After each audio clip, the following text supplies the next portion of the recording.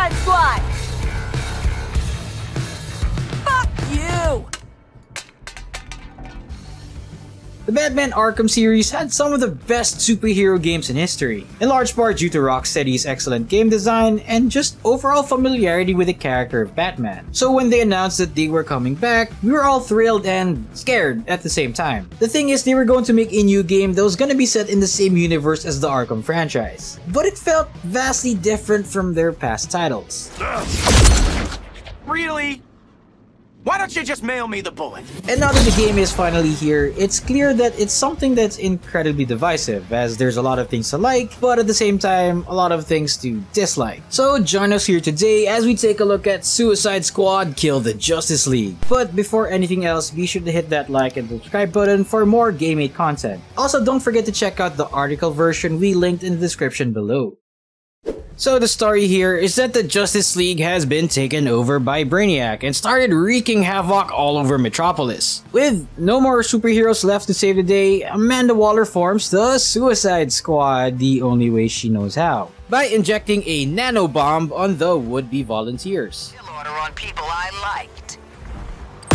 A rogue asset is a problem I can deal with. Harley Quinn, Deadshot, King Shark, and Captain Boomerang need to work together if they want to keep their heads on their shoulders and survive this fight against this newly recruited bunch of demigods working for Brainiac. So yeah, the story of Suicide Squad Kill the Justice League is exactly as the title describes. Let me just catch my breath.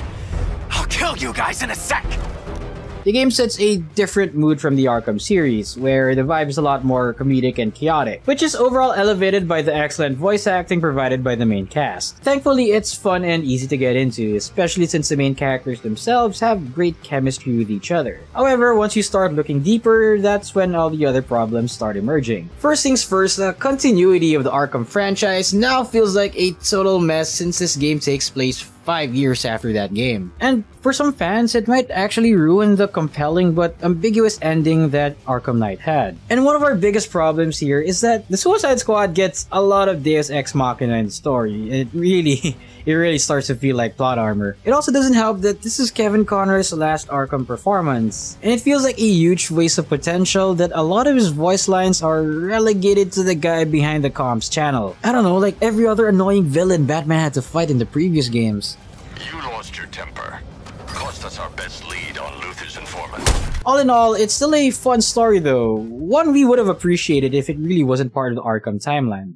The gameplay loop of Suicide Squad is a lot more comparable to some of the more modern looter shooters. It's one of those complete a mission, get some loot, upgrade your gear, and then rinse and repeat. The combat is smooth and chaotic, and you can expect to see explosions happen in every second, which I think kind of fits a Suicide Squad game.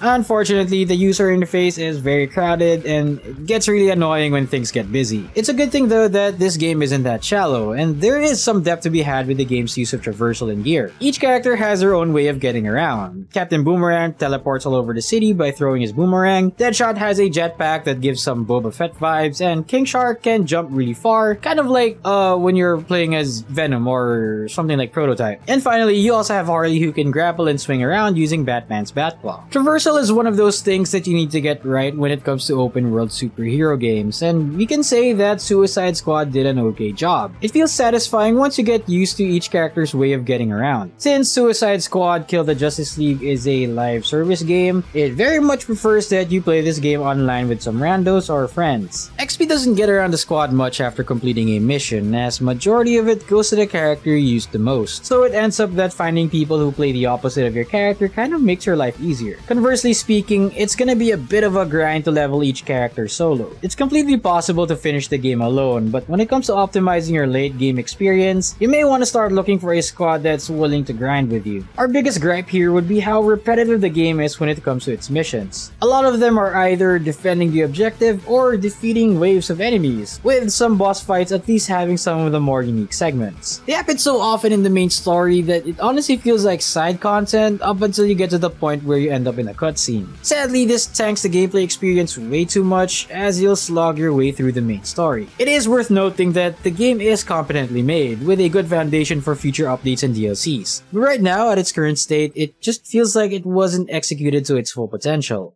While Suicide Squad definitely has its share of gameplay issues, its audio and visuals may be this game's strongest asset. The game is visually pleasing overall. Just like what you'd expect from Rocksteady, the cutscenes are great with top-notch cinematography and motion capture. They were able to capture the more comedic tone of the game, and some of the cutscenes were really just funny. Everything is just well made, everything from the game's hyper-realistic graphics to its amazing character design. The same thing can be said for the audio in general. While the original soundtrack isn't something to write home about, it's still more than serviceable, with a lot of rock and techno beats to get you going. As for the voice acting, not only does the legendary Kevin Conroy return, but you can always rely on Tara Strong to give a really good performance as Harley Quinn. Aside from the exceptional performance given by the game's main cast, notable performances are also made by the supporting characters, like Deborah Wilson's performance of Amanda Waller.